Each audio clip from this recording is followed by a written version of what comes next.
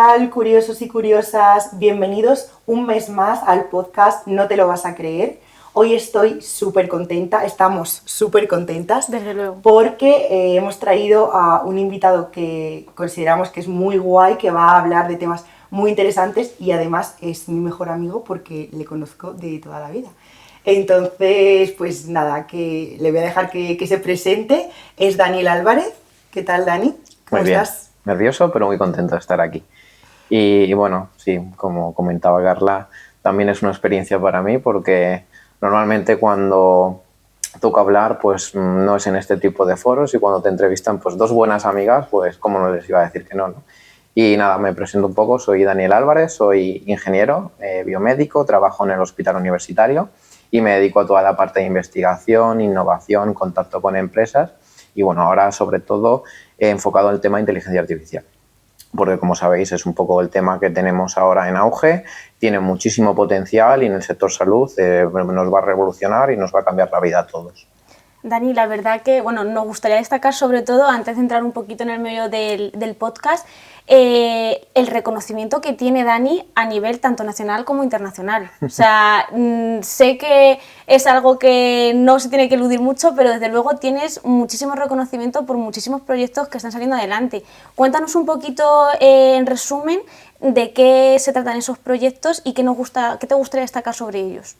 Bueno, la verdad que estoy muy contento porque ha sido un trabajo que ha salido adelante con el esfuerzo de mucha gente. Empezamos en 2021 con un primer proyecto europeo en el que lo que hicimos fue evaluar un prototipo de mamógrafo que, bueno, para el conocimiento general al final, la mamografía es la técnica utilizada a día de hoy para el tema de la detección precoz del cáncer de mama.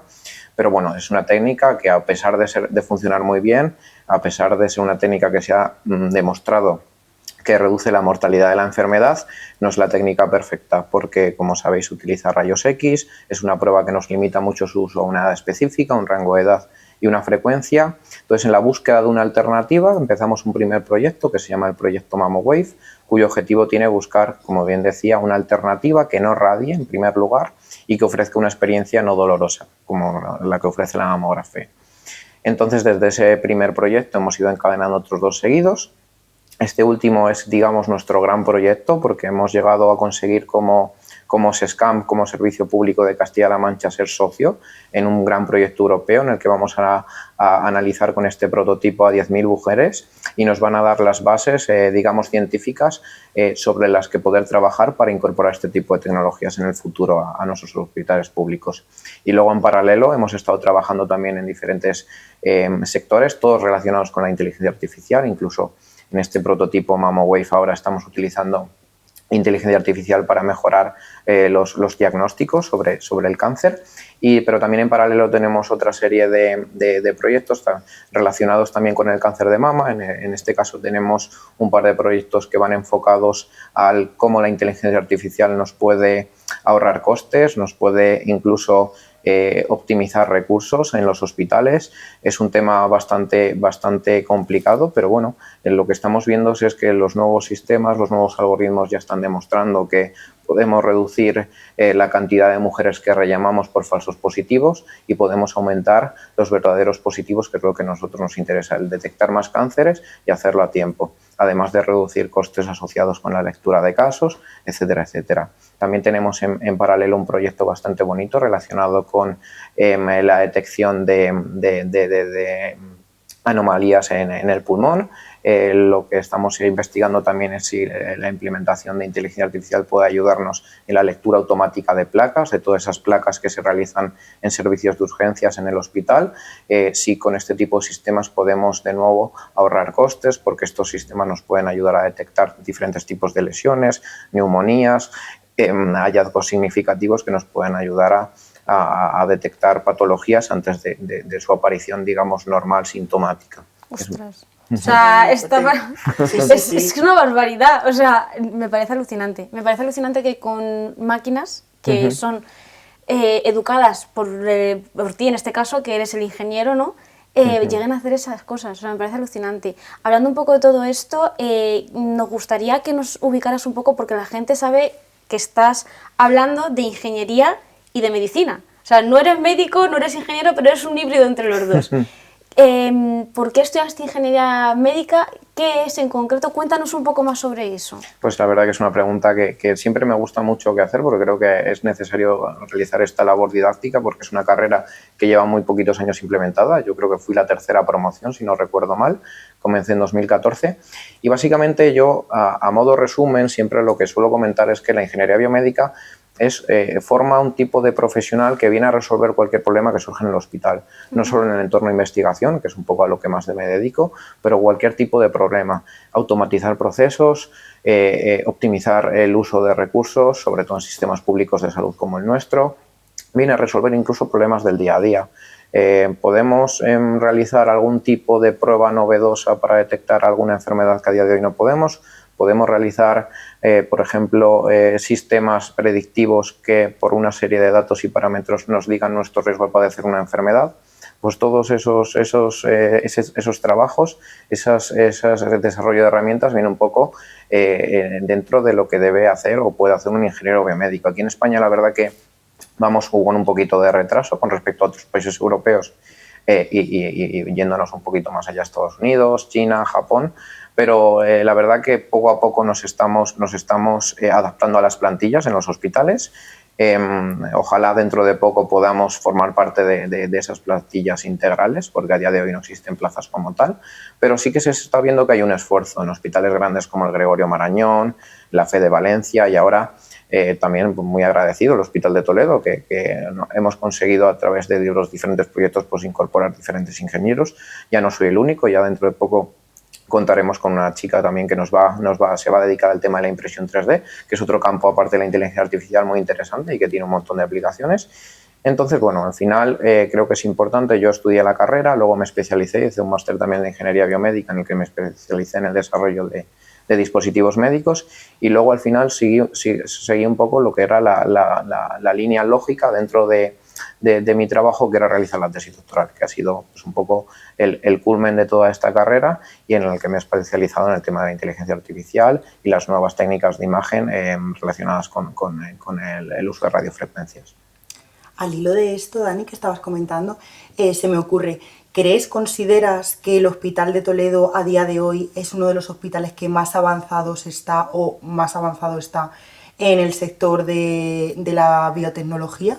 ¿O en qué punto podemos considerar que estamos? Entiendo que entre los mejores de España. Bueno, yo diría que ahora mismo está en ese punto inicial en el que se está, digamos, desarrollando toda esa infraestructura que es necesaria para hacer investigación e innovación. Es muy reseñable. El año pasado, me equivoco, 2023, se constituyó oficialmente el Instituto de Investigación Sanitaria de Castilla-La Mancha, que abarca no solo los hospitales de la región, sino también a las universidades e identidades que están un poco relacionadas con la investigación y la innovación, y ha sido pues, uno de los primeros pasos. También es verdad que hay ahora mismo una conciencia general de que la investigación y la innovación trae riqueza, y por eso creo que somos pioneros en el sentido de que tenemos a toda la gente muy involucrada con el proyecto y nos ha hecho conseguir grandes cosas en muy poquito tiempo, porque ya os digo, al final nuestro recorrido pues nace en 2021. Llevamos cuatro años apenas en los que hemos conseguido diferentes proyectos. El otro día lo hablaba con un compañero, no solo hemos conseguido proyectos, sino financiación detrás de esos proyectos, porque siempre está el discurso de, bueno, es que investigar es complicado porque no hay fondos. Yo, mi sensación y opinión personal es que fondos siempre hay, lo que pasa que el trabajo de buscarlos y conseguirlos es arduo y necesitas dedicarle muchas horas, pero con trabajo y tesón al final lo consigues. Entonces, bueno, yo creo que hemos marcado unos pasos y un camino a seguir. Ahora mismo hemos configurado oficialmente el grupo de investigación dentro del hospital, que se llama Grupo ICADI, que está enfocado, como os comentaba antes, en el tema de la radiología, de la imagen médica. Pero bueno, es una semillita, como siempre digo, va a ser el primero y seguramente se sumen servicios relacionados con cirugía, impresión 3D, servicios dedicados que sean multidisciplinares con el tema del uso de la inteligencia artificial en otros campos, no solo en la radiología. Bueno, la verdad que tiene un montón de aplicaciones y lo más importante es que haya sentimiento general, no solo bueno, de los que queremos y nos gusta hacer investigación, sino también de quien nos gobierna y que nos apoye en este camino, porque al final nosotros somos meros trabajadores, al final necesitamos un apoyo y a día de hoy yo sí que consideraría que somos pioneros porque tenemos ese apoyo. Hay hospitales como el Gregorio, como comentaba antes la FE, que tienen mucha experiencia detrás y tienen muchos recursos que nosotros poquito a poquito vamos a ir consiguiendo. Entonces, ojalá en unos años, en poquitos años, me volváis a hacer la pregunta y os diga, ahora sí, tenemos trabajando 25 ingenieros, tenemos 3 unidades clínicas, lo que sea necesario para estar ahí. Pero al menos estamos haciéndonos un nombre, que eso es lo más importante. Es que es alucinante con los poquitos, bueno, yo lo sé de primera mano porque hablo mucho contigo, pero es alucinante con los poquitos que sois, porque sois muy poquitos, lo que estáis sacando adelante. O sea, un trabajo que al final, pues, con un equipo más grande se puede llevar a cabo de una manera pues más holgada y más relajada que evidentemente siendo tan poquitos. O sea, yo creo que, vamos, tenéis que estar súper orgullosos del trabajo que estáis haciendo y de lo que hay detrás de, exacto, de ese trabajo. Y por poner una última puntita al final, lo fundamental y lo que hemos demostrado que es muy importante y que se puede hacer es lograr una interacción médico-no médico, ¿vale? Cuando hablo de no médico me hablo de los ingenieros, de los informáticos, de técnicos relacionados con otro tipo de campos. Se puede hablar, se puede interaccionar y lo que es evidente es que cualquier tipo de innovación no va a surgir de un campo solo y menos en la sociedad en la que vivimos, sino que siempre va a salir de un trabajo multidisciplinar. Exacto, porque o sea, conforme estabas diciendo esto, estaba viniendo a mi mente en concreto cómo llevas en la práctica pues cualquier análisis de lo que me estabas comentando, análisis de cáncer de mama, análisis de cáncer de pulmón o cualquier otro. Realmente tú estás por un lado que eres el que maneja la máquina, ¿no?, por así decirlo, y luego está el médico que interpreta los resultados. Entonces, ahí es donde conexa el campo de la ingeniería con el campo de la medicina. En encontrar el lenguaje común. Porque cada uno tenemos nuestro lenguaje, tenemos un lenguaje muy técnico desde el punto de vista ingenieril, entre comillas, y luego hay un lenguaje médico que bueno, es más relacionado con la biología, al final la medicina propia. Entonces lo fundamental es encontrar el punto común y que cedamos cada uno de nuestro espacio, que los ingenieros, que los físicos, que los programadores dediquen tiempo a entender cómo trabaja un médico y viceversa, que los médicos no se cierren a su actividad, digamos, diaria, sino que estén abiertos también a entender cómo funciona un sistema de inteligencia artificial, cómo funciona una tecnología nueva de imagen o cualquier tipo de innovación tecnológica que implique, ya te digo, algo relacionado con la medicina. Claro, al final están ahí para ayudarles, o sea, claro, para adelantarles trabajo y hacerlo más ligero y más liviano. Eso es. Pero bueno, una de las peleas y bueno, pero también poco a poco creo que vamos a conseguir muchas cosas, es que la medicina, como sabéis, está, por decir la palabra quizá masificada, es decir, un clínico, un médico tiene una carga asistencial bastante elevada. Entonces, una de las cosas que también estamos intentando apoyar es que, pues que se limite esa actividad y se permita a aquel interesado en participar en proyectos de investigación de innovación ceder un poco de su actividad asistencial y poder dedicar ese tiempo, que no salga de su tiempo libre, incluso porque al final estos son recursos, a hacer este tipo de cosas. Porque es que el otro día escuché una frase que es realmente la realidad. No vamos a tener una medicina pública de calidad si detrás no hay una investigación pública de calidad. Entonces, por eso es necesario que nos centremos en ambas cosas, en ambas direcciones, porque tienen que ir en paralelo. ¿Crees que no es suficiente la promoción que le está dando el Estado a esa asistencia, o sea, a apoyar a que esos pacientes vayan a esa asistencia de investigación? A mí, por ejemplo, no me suena de nada, o sea, no lo he visto promocionar, no lo he visto anunciar, no he visto... Seré yo quizás, te pregunto, porque yo desde el desconocimiento no lo he percibido. Entonces, claro, si el Estado quizás hubiera o esté dispuesto a promocionar ese ánimo de que vayan los pacientes a realizar esos análisis con vosotros, en lugar de ir quizás, pues eso, como estamos acostumbrados, me voy a urgencias. Pues a lo mejor en urgencias quizás a lo mejor poner una sala dedicada a que vosotros podáis asistirle de esa manera con un médico... No, al final esto es marketing. Al final, igual que proporcionamos información otro tipo de cosas, cosas fundamentales como la prevención. Tenemos continuamente campañas publicitarias de prevención. Yo creo que al final, de la misma manera, tenemos que hacer lo mismo para que la gente, el pueblo llano, entre comillas, que no es consciente de que en los hospitales no solo se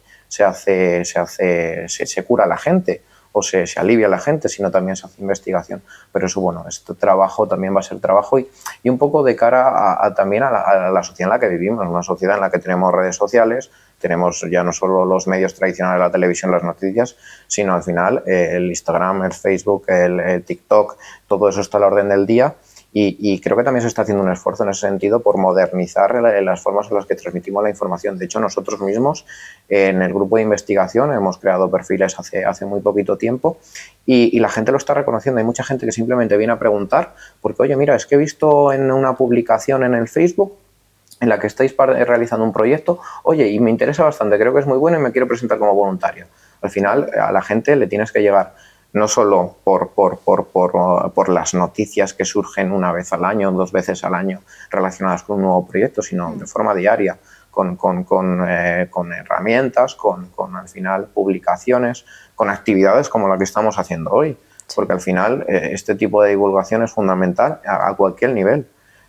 Quizá esto lo pueda llegar a ver a una persona que trabaja en un hospital, yo qué sé, de Castilla y León, que está muy interesado en colaborar con nosotros, le interesa un poco el tema de lo que estamos hablando y contacta también con nosotros. Pues al final todo este tipo de vías son fundamentales y hay que hacer apoyo a todos los niveles, desde los propios investigadores y ir subiendo en estamentos hasta el propio hospital que haga sus campañas y a nivel Estado, pues bueno, también es importante que haya organismos más elevados, el Instituto de Salud Carlos III, que bueno, apoye también todo nuestro trabajo.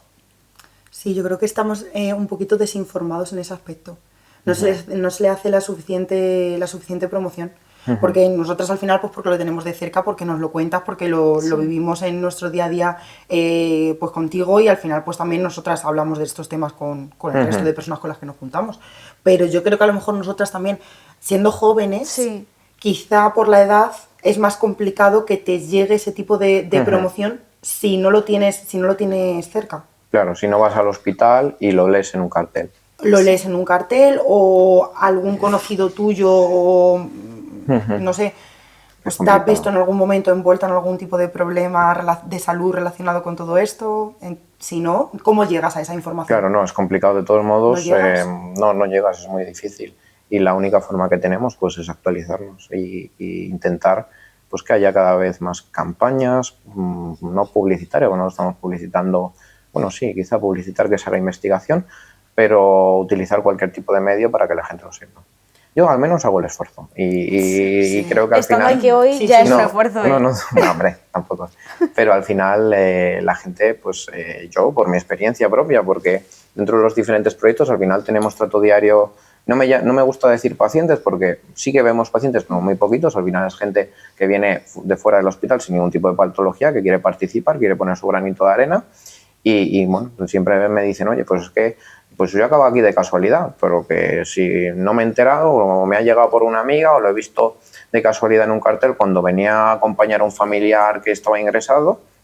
Pero claro, siempre pues nos dicen alguna idea. El tema de las redes sociales pues es una cosa que nosotros, bueno, llevamos mucho tiempo dándole vueltas. Ahora es verdad que ya las tenemos activas y están siendo una vía bastante importante para que la gente sea consciente. Quizá, pues bueno, nuestra abuela no tiene Instagram, pero la nieta lo tiene, la nieta nos sigue, la nieta se lo puede transmitir a la abuela y acaba viniendo incluso a participar, porque en ese sentido mi experiencia es que aquí se apunta a todo el mundo, no, la verdad no es un impedimento y en general la gente cuando se trata de desarrollar cosas que incluso no tienen un impacto directo en el día de hoy o en el día de mañana, pero oye, mira, yo hago esto por la siguiente generación o hago esto porque mis nietas lo van a disfrutar y creo que es necesario y al final no vamos a llegar a ningún tipo de avance si no hay investigación básica, ni investigación clínica, ni un apoyo de la sociedad en general a que este tipo de cosas se realicen. Entonces, sí. Qué guay eso que has puntualizado de que la gente es proactiva y que se ofrece a colaborar, a participar, porque eso es muy importante también. Es que al final creo que a rasgos generales vivimos en una sociedad bastante empática y no sé, y muy colaborativa, ¿eh? O sea, que no tienes necesidad, que si tú no tienes ningún problema podrías ir a tu bola y decir, pues no hago nada, esto no va conmigo de momento hasta que no te pasa algo, claro. Pero no, la gente se implica, ¿eh? Sí. Y eso es No, súper guay. Es bueno. Además, no todo el mundo es igual, ¿eh? Aquí hay de todo. Al final, todo este tipo de cosas, evidentemente, son voluntarias. Sí. Pero sí es un aspecto bastante positivo de los tantos que me llevo de mi trabajo, el ver que la gente se involucra y que está encantada. Y hoy, por ejemplo, me pasaba que se nos ha alargado una de las pruebas, hemos atendido a una voluntaria 15 minutos después y la señora, no se preocupe, 15 minutos, bueno, si tengo que estar una hora no pasa nada, pero bueno, yo participo. Ostras. Y eso es una forma de llevarlo que, bueno, a mí me encanta. Es muy gratificante al final, ¿a que sí? Sí. Es que sí, este trabajo es gratificante, sobre todo el contacto con la gente. Luego, bueno, evidentemente también tiene sus partes menos bonitas o quizá más pesadas, bueno, la burocracia que hay detrás de de cualquier tipo de investigación, temas de, el pelearte a veces por conseguir cosas tan simples como tener conexión a internet. Bueno, son una serie de cosas, pues bueno, que quizá empañan a la parte positiva, pero bueno, en general te tienes que quedar con que todo lo que estás haciendo tiene un impacto y al final la gente lo reconoce, que es lo más importante. Que esté reconocido. Te quería preguntar, a nivel económico, estos proyectos y estos avances, ¿de qué manera repercuten al Estado? Al Estado nuestro y al Estado en general de otros países. ¿Cómo se llevan a cabo? ¿Cómo se implantan esas máquinas en los hospitales? Vale, a nivel investigativo, bueno, es una pregunta que tiene su miga. Hay diferentes aspectos. Desde el punto de vista de proyectos, al final hay diferentes tipos de formas de obtener financiación, local, regional, nacional, europea. Y lo más importante al final es encontrar ese apoyo. En nuestro caso particular, nuestra experiencia que tenemos desde hace poquito es obtener financiación europea. Y al final tú escribes un proyecto, haces un poquito de marketing, es decir, cómo ese proyecto puede tener un impacto en la sociedad y luego pues el organismo que provee esos fondos pues lo analiza y si tienen suerte y les convence la idea y es una idea que se pueda llevar a cabo, pues al final te cede X dinero, el dinero que hayas pedido con al final la motivación de que tú llevas a cabo el proyecto. Al final yo siempre digo que en general este tipo de proyectos tienen un retorno positivo, es decir, aunque tú gastes, te den X dinero, tú al final estás devolviendo a la sociedad unos resultados en términos científicos que quizá valen muchísimo más, aunque no en términos económicos, no les estás devolviendo el dinero, pero ese impacto generado puede hacer pues, que haya otros grupos que se interesen por una nueva forma de detectar una enfermedad o que haya empresas que hayan visto una oportunidad de mercado en esos nichos que tú has empezado a investigar y a la larga pues esto tenga su beneficio en la sociedad. Entonces, el tema de financiación, es complejo, pero yo diría que a grandes rasgos, cuando me preguntan ese tipo de retorno que genera el Estado, yo creo que siempre es positivo. Al final, también estás generando puestos de trabajo para que se realice investigación y sobre todo lo más importante desde mi punto de vista es tener resultados. Muchas veces decimos, no, pero tener resultados pero positivos, ¿no? Yo incluso mi opinión personal es que tener resultados negativos también son buenos resultados en el sentido de que nos están diciendo que quizá esta puerta no es la que abre, pero la siguiente o una nueva idea que podemos tener puede ser esa. Entonces, yo creo que al final, ya te digo, el tema, lo más importante es que generalmente haya una conciencia desde quien nos administra y quien nos gestiona este tipo de fondos para seguir creyendo que son necesarios y que cualquier tipo de sociedad se tiene que desarrollar siempre en base a una investigación y una innovación que surge en primer lugar, pues eso, teniendo becas desde el principio, desde la base predoctorales, proyectos de viabilidad que se llaman para probar técnicas o tecnologías que acaban de nacer y luego ya proyectos más avanzados. muchísima financiación. Sigamos. Exactamente, para que sigáis y que mejoréis en este ámbito para que podáis explotar muchísimo más este sector y poder beneficiarnos a todos. Toda la sociedad porque es que es imprescindible. Bueno, te quería preguntar, al hilo de todo esto que estamos comentando, que estamos relacionando un poquito el tema de la salud con la tecnología. Recientemente, en julio del 2024, ha nacido un reglamento de la Unión Europea sobre inteligencia artificial. ¿Qué opinas sobre este reglamento? ¿Qué matices o qué cositas ves tú ahí que te parecen bien o que te parezcan mal? ¿Qué opinas en general? Bueno, es verdad. Yo creo que es un paso muy bueno. Como decís, se aprobó en julio y entró en vigor oficialmente en agosto del pasado año. Ahora estamos en el periodo de 36 meses de adaptación de todos los países a la regla. Yo creo que es un paso muy importante. Esto es un camino que comienza en 2021 ya, en el que se crea en Bruselas un grupo de trabajo en el que empiezan a investigar sobre las implicaciones que tiene el tema de la inteligencia artificial, no solo en sanidad, que es un poco lo que me dedico, sino en otros campos, porque esto tiene muchísimo potencial y muy importante y un potencial que debe ser regulado. Entonces es un primer paso en el que, en particular en el campo de la sanidad, este reglamento lo que nos viene a decir es que debemos separar, se pueden clasificar los sistemas desarrollados con IA en diferentes tipos de sectores de riesgo, es de tener un riesgo tan elevado que está prohibido. Hay sistemas, por ejemplo, de análisis biométrico en el que otros países utilizan de forma rutinaria para llevar control de población, o sea, lo sabéis, hay países asiáticos que lo utilizan, aquí en Europa está prohibido, es uno de los riesgos más elevados que aquí ni se consideran. Y luego tenemos otros tipos de riesgos como riesgo intermedio bajo, en el que tenemos la gran mayoría de dispositivos basados en IA, que básicamente lo que nos vienen como algún tipo de ejemplo, sistemas de apoyo a la decisión clínica, que nos analizan una imagen, nos dicen un porcentaje, un score de riesgo que podemos tener de poseer una enfermedad, a luego riesgo prácticamente nulo, como aquellos bots o chats que encontramos incluso en Internet, que les podemos preguntar que tenemos una serie de síntomas y ellos nos pueden dar una serie de indicaciones. Que aunque hablemos de riesgo mínimo, eso también tiene sus implicaciones y una importancia, porque todo esto tiene que llevar una reglamentación. Entonces, lo que nos propone este reglamento es una serie de normas tanto para desarrolladores como para proveedores, desarrolladores y esas empresas que utilizan estos algoritmos para crear dispositivos o software, y luego para los proveedores, aquellos hospitales. Sobre todo esta regla está muy enfocada en la sanidad pública.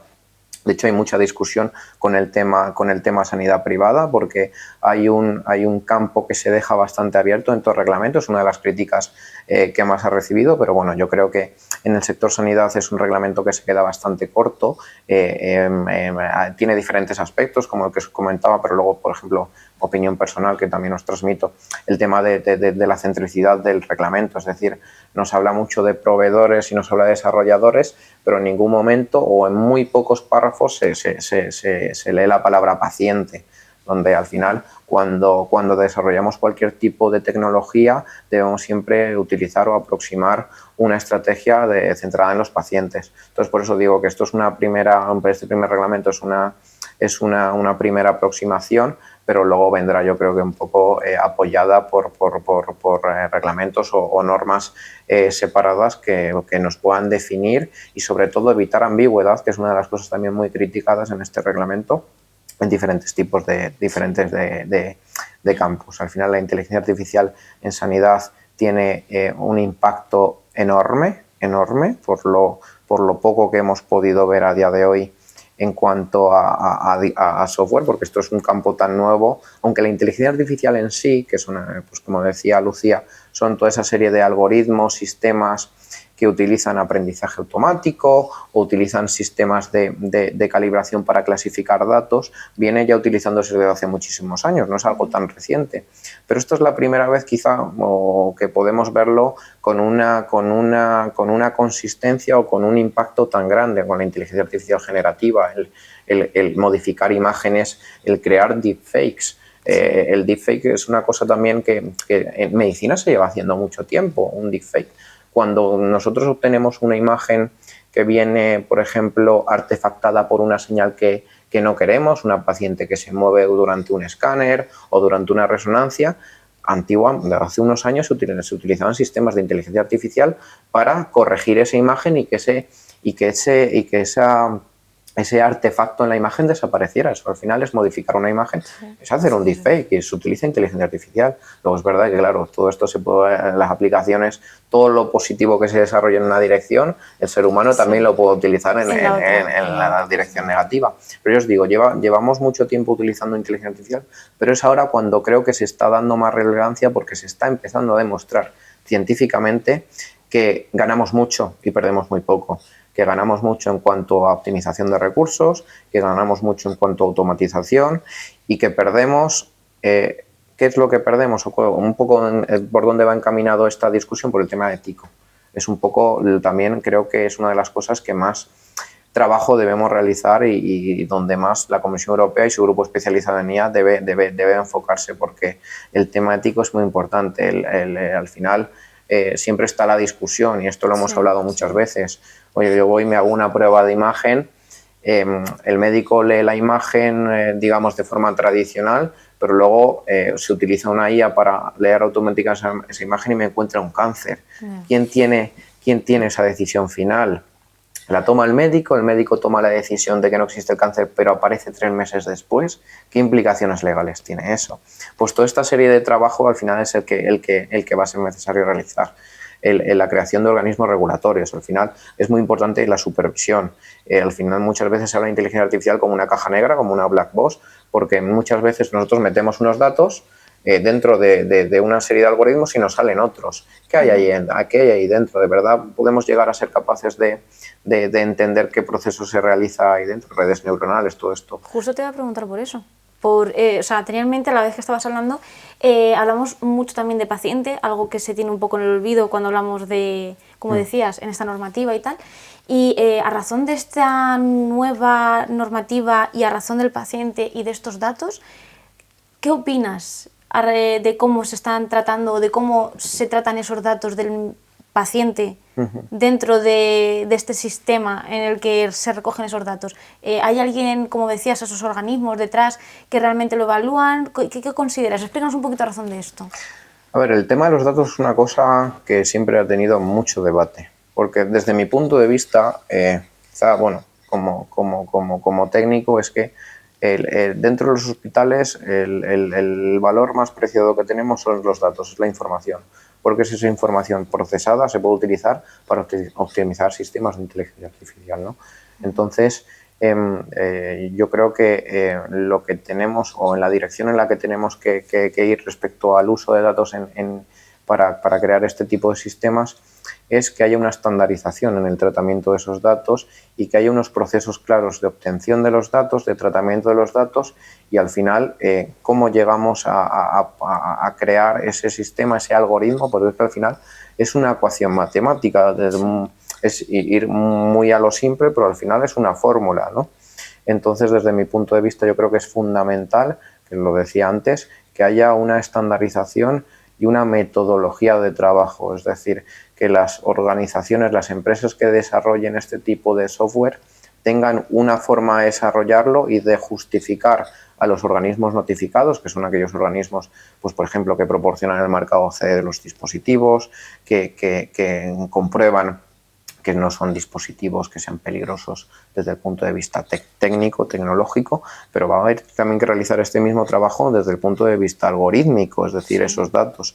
Y este reglamento europeo nos pone las primeras piedras en este camino, pero creo que todavía hay que hacer mucho trabajo en este campo. Sí. Y creo que va a ser necesario que, aunque ya hay un esfuerzo, creo, general a nivel estructural en nuestra administración, ya tenemos dentro de la gobernanza de diferentes estructuras políticas, tenemos temas tenemos sectores en los que se dedican solo a la inteligencia artificial.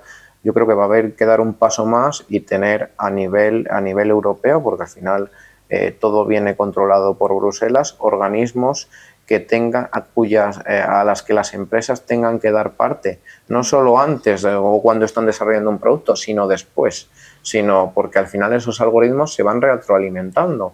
Es decir, un sistema surge, se desarrolla, pero cada vez que una paciente se realiza una prueba y esos datos se procesan en ese servidor, que es otro melón que podemos abrir también, esos datos sirven para actualizar ese algoritmo de inteligencia artificial. Entonces, ahí siempre está la discusión, ese dato es valioso. Ese valor poder luego retornar en la sanidad pública es una de las cosas que yo siempre he planteado. Creo que los sistemas públicos de salud, en el mundo en el que vivimos, incluso podrían ser autosostenibles en el sentido de que si nosotros, incluso como pacientes, damos permiso para tener, o al menos a mí me gustaría tener los últimos sistemas software que nos dan los mejores diagnósticos a cambio de pues yo ceder mis datos de determinada manera, no mis datos arbitrariamente, sino que siempre haya pues una adaptación a la ley de protección de datos, todo queda anonimizado, pero si sirven para seguir mejorando, pues bueno, es otra de las cosas en las que creo que se debe trabajar mucho. La inteligencia artificial come de la información que va recibiendo y aprende de la información que va recibiendo. Entonces, la única forma de avanzar es que esa inteligencia artificial que se aplica, en este caso porque estamos hablando de la medicina, que se aplica a la medicina, coja esos datos de esas personas, no hay otra forma, y que los reutilice para mejorar en sus funciones. Claro. No hay otra forma. Pero entonces va a haber que eso articularlo o mecanizarlo de tal manera que cuando llegue un paciente, me imagino, ¿vale? O sea, no sé cómo pasará esto en un futuro porque esto pues tendrán que regularlo de alguna manera, luego tendrá que, aparte de la legislación europea, habrá legislación española llegado el momento en la que se puntualice cómo se va a regular esto. Claro. Pero no hay otra manera de hacerlo. Va a haber que como rellenar algún tipo de formulario en el que tú consientas que esa inteligencia artificial guarde tus datos y que los utilice, aunque sea anónima, porque eso sí que es un... Sí, pero, porque yo recuerdo, a razón de esto que estás comentando, recuerdo una conversación que tuvimos un día tomando un café, que quiero recordar que era un café. Puede ser. Pero tuvimos una conversación súper interesante y fue a razón de esto que estás comentando. Si yo me hago, pongamos, una mamografía, voy de forma voluntaria para dejar los datos registrados y demás. Claro, los datos son de forma anónima. Si en un futuro, con las mejoras de las máquinas, de lo que sea, de software, de detección de radiofrecuencias o de lo que sea, o de microondas o lo que sea, en un futuro se revisa esa mamografía y se ve que han podido averiguar que tengo un índice de cáncer, esa cosa que era anónima, que son mis datos anónimos, si tu obligación como médico, bueno, tú no, porque el médico que lo revise, es detectado un cáncer 3 años después, o no 3 años, a lo mejor 3 años es mucho tiempo y ha aparecido, pero 6 meses después.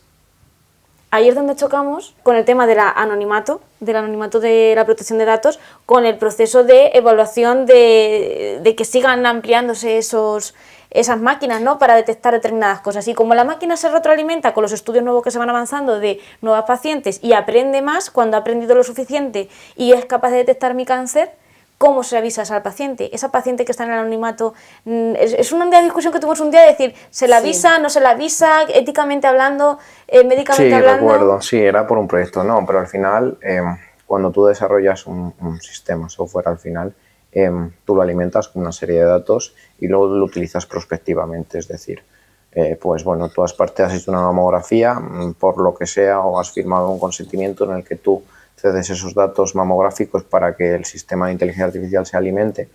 Luego, cuando vuelves, prospectivamente, pues se utilizará esa mamografía y te dará un porcentaje de riesgo, pero no te analizará la mamografía de antes. ¿Vale?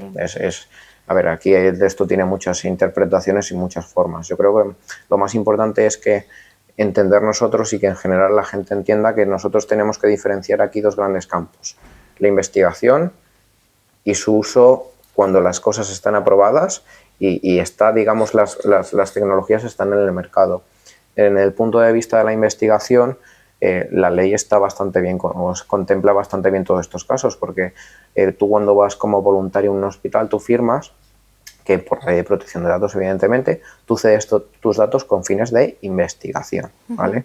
Ahora bien, cuando esos datos, digámoslo así, pues las empresas tienen vías para acceder a ellos y los utilizan con fines de explotación, es decir, desarrollar un software y lo quiero utilizar para que un hospital pueda detectar el cáncer en cierta población, al final tienen que ser esos organismos notificados, lo que comentábamos antes, quienes comprueben y verifiquen que todos los procesos que se han realizado, se realizan y se realizarán después de la puesta en marcha, están de acuerdo a una ley de protección de datos, a un reglamento europeo de inteligencia artificial, porque al final este reglamento también, bueno, incluye pues aspectos de imaginémonos, pues bueno, hay diferentes aplicaciones y luego dentro de esas aplicaciones hay diferentes aproximaciones. La radiología, que es uno de los campos en los que la inteligencia artificial tiene más impacto.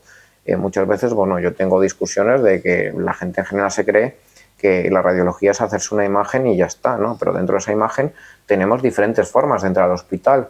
Tenemos una parte de prevención con esas estrategias como el cáncer de colon, pero en este caso particular el cáncer de mama, que nosotros somos población sana, que nos vamos a hacer una mamografía, pero somos sanos. Y por prevención, porque sabemos que hay un 5 o un 6% de población, sabemos que quizá podemos haber desarrollado un cáncer. Pero luego tenemos el otro aspecto, el aspecto, digamos, patológico, que vamos al hospital porque nos hemos notado algo.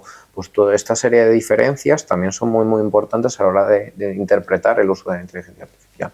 Entonces, bueno, como os digo, al final es un campo muy complejo que como al final, conclusión general que yo saco leyendo el reglamento y varios artículos, de hecho, hace poco publicaron en Public Health, una revista bastante reconocida, un análisis exhaustivo desde el punto de vista médico sobre el reglamento europeo y al final la conclusión a la que llegaba es que es un primer paso, pero ahora queda mucho más. Queda poner a los pacientes en medio, queda regularizar un montón de cosas, queda estandarizar procesos, queda dejar claro qué se hacen con los datos y cómo se procesan y una serie de detalles que creo que bueno, va a ser que en los próximos años o en el muy cortito plazo vamos a tener también novedades del reglamento. Es que esto es el inicio prácticamente. Sí. O sea, es que estamos empezando ahora mismo que la inteligencia artificial, aunque vosotros en vuestros sectores estéis acostumbrados, como ya venías diciendo, a utilizarlo, pero para la sociedad en general es una novedad. Sí. Y una novedad que va a ser aplicable pues eso, pues a todos los ámbitos, no solamente en el de la salud, que considero que va, desde mi punto de vista, va a traer bastantes avances. Pero en general en todo va a ser pues eso, pues algo que nos vamos a tener que ir adaptando a ello, pero que lo tenemos ya aquí y que hay que hacerlo porque es que es la actualidad. Claro, es que y es lo que hay, tenemos que empezar a manejarnos con ellos y el que no se maneje en su ámbito laboral, sea el que sea, nosotros en el nuestro, él en el suyo, al final el que no se maneje con la inteligencia artificial pues va a ser se va a quedar atrás, ¿sí? Porque es que es... Sí. La inteligencia artificial, entonces, en este caso, realmente es un avance que está en la sociedad, como tú dices. Sí. Uno de los pilares fundamentales de nuestra sociedad, por suerte, es la educación. Y a razón de todo esto, ya quería preguntarle más que nada por el tema del doctorado, que también sabes mucho de esto. ¿Qué opinas con el hecho de que la inteligencia artificial se abra paso también en el tema de la educación? Porque, bueno, como decías y adelantabas anteriormente, este reglamento no es un reglamento cerrado en el que únicamente se habla en materia médica, sino que es algo genérico y también afectaría a la educación, ¿no? Sí, pues es también una pregunta muy buena y también nos daría, yo creo, que para otro podcast. Sí. No, al final, como decís, es fundamental y, de hecho, siempre tenemos las discusiones en tono broma de, bueno, la inteligencia artificial va a sustituir a los médicos en el campo de la sanidad. Yo creo que no. Yo creo que al final los médicos que saben de inteligencia artificial van a sustituir a los que no saben, eso en particular. Sí.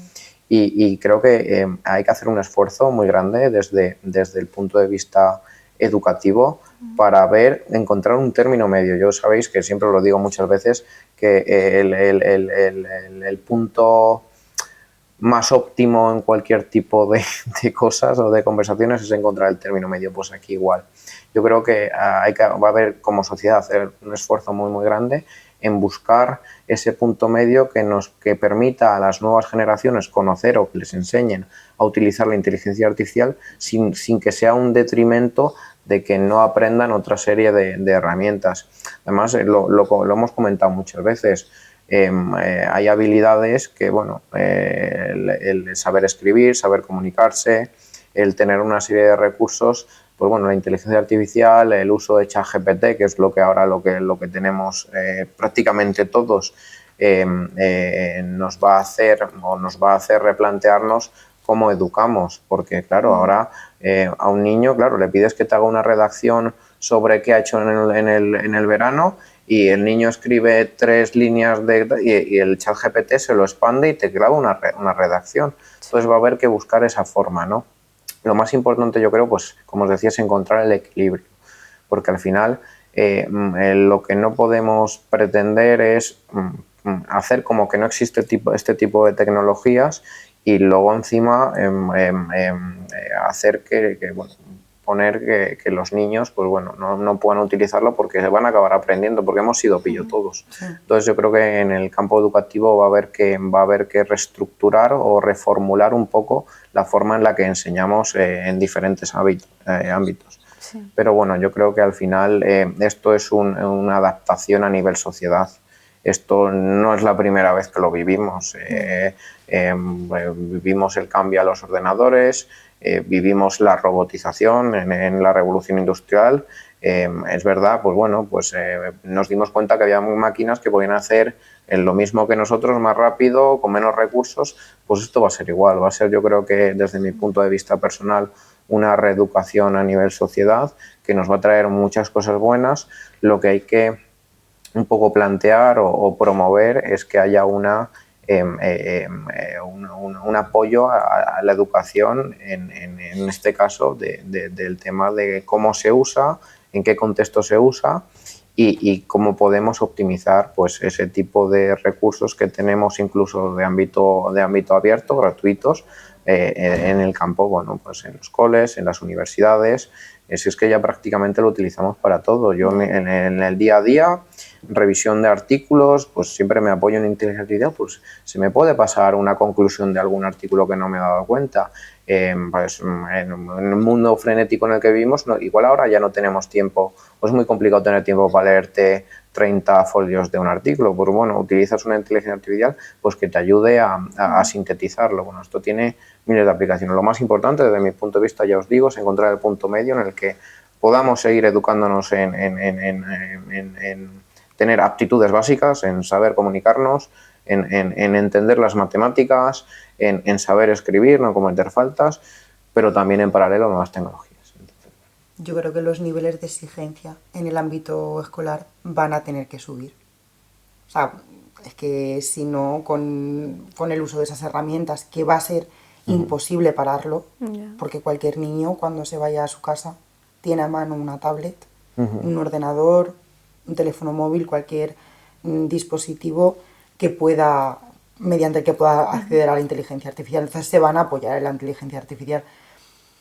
A la vez que les facilita el trabajo y les facilita el aprendizaje, pues me imagino que va a llegar un momento en el que los niveles de exigencia van a tener que subir. Y replantearse muchas cosas. Replantearse quizá que no hay que enseñar tanto pues bueno, por ejemplo, realizar ciertas actividades, sino más bien, pues bueno, enseñar. Además es un campo que ahora mismo está muy en auge, el tema de los prompts. Cuando tú utilizas ChatGPT, hay formas o técnicas que te hacen llegar a mejores resultados, que le pidas las cosas de cierta manera. Pues quizás vamos a tener que enfocar esa educación a enseñar a la gente, bueno, que no es consciente cómo utilizarla, a que la utilice, pero de una forma más óptima. Bueno, esto tiene un montón de salidas. De salidas, o sea, tiene muchísimas. Va a cambiar, o sea, la inteligencia artificial va a revolucionar el mundo. Sí, yo creo que de aquí a 10 años vamos a vivir un cambio moderno. Sí, va a ser heavy, sí. Pues bueno, pues desde luego agradecemos tu tiempo. Desde luego, y creo que contigo siempre aprendo cosas, o sea, siempre aprendo algo, eso seguro, 100%. Me dejas muchas preguntas que te quiero hacer en otro podcast, porque hemos abierto un melón también que me parece interesante, aparte de la educación, también hemos abierto otros melones médicos, ingenieriles, como tú le llamas, que me parecen súper curiosos, pero creo que el tiempo que tenemos es limitado ya, limitado. pero estoy segura de que la gente que nos está viendo estará interesadísima en saber otras muchas cosas que estoy segura que le vas a poder aportar a todos. O volveré. Es que da No, gusto sí. escucharte hablar, sabes que siempre te lo digo, no verdad. te lo digo, no soy pelota, de verdad, lo digo aquí delante de todo el mundo. También te lo digo a Un ti poco cuando, pelota, sí que. no, también te lo digo a ti cuando no hay nadie Sí, es delante. verdad, es verdad. Siempre lo digo en público y en privado, que da gusto escucharte hablar y da gusto pues todo lo que Sí. lo que decía Lucía, lo que se aprende contigo, porque eres una persona que hables de lo que hables, siempre Sí. sabes lo que decir, siempre sabes cómo sorprender o cómo dar una información que tú no tienes a mano. Me voy a poner rojo al final. Así que sí. No, pero Así es que verdad, muchas contigo aprendemos gracias. muchas cosas. Aparte Sí. de medicina en general, hablar de la vida contigo es otra cosa. Ya lo veréis por aquí en tema negocios. Sí, estamos, vamos, encantadas de tenerte aquí y Sí. cuando quieras, pues... Cuando nada, me invitéis yo aquí- vuelvo.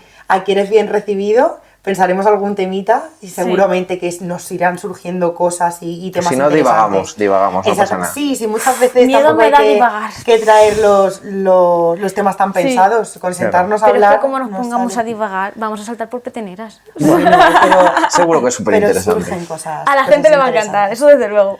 Así que nada, bueno, yo agradecerte infinitamente todo, agradecerte Que que no estés hace aquí, agradecerte todo el apoyo que nos has prestado como abogadas desde el principio, porque has sido una de las personas que has Sí. estado con nosotras, que has confiado en nosotras, que siempre has puesto la mano en el fuego por nosotras Y seguiré, seguiré. y aquí estás. Después de Tanto tiempo. pasados los Esto es años, mutuo, ¿eh? sí, pasados los años estás aquí y pues eso me pone súper contenta. Y a seguir. Así que nada, muchísimas gracias Dani y A espero vosotros. tenerte aquí pronto otra vez. Os quiero mucho. Al final voy a llorar. Nos vamos a emocionar. Pues nada, un placer desde luego que estéis aquí otro capítulo más con nosotros. Estamos encantados y encantadas de que nos estéis viendo, que nos escuchéis. Como siempre, agradecemos que si tenéis alguna duda nos las pongáis en comentarios porque Dani va a volver. Entonces, como Dani va a volver, también va a estar encantado Dani de resolver cualquier duda o pregunta que os quede por el camino. Gracias una vez más y esperamos que tanto este capítulo como el siguiente os vayan a enganchar tanto como nosotros. Muchas gracias. Muchas gracias chicos, chao. Bye.